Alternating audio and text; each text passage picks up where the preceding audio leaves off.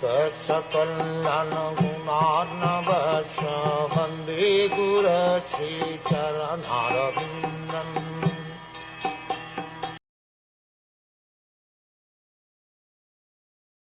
Shukdev Goswami said, Vidhura, the best amongst the Kuru dynasty, who was perfect in devotional service to the Lord, thus reached the source of the celestial Ganga's river, Haridwar, where Maitreya, the great fathomless learned sage of the world, was seated.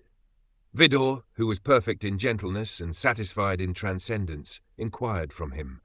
Vidhura was already perfect due to his unalloyed devotion to the infallible Lord. The Lord and the living entities are all qualitatively the same by nature, but the Lord is quantitatively much greater than any individual living entity. He is ever infallible, whereas the living entities are prone to fall under the illusory energy.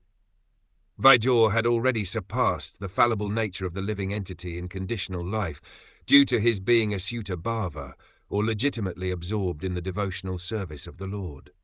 This stage of life is called Asuta Bhava Siddha, or perfection by dint of devotional service. Anyone, therefore, who is absorbed in the devotional service of the Lord is a liberated soul and has all admirable qualities.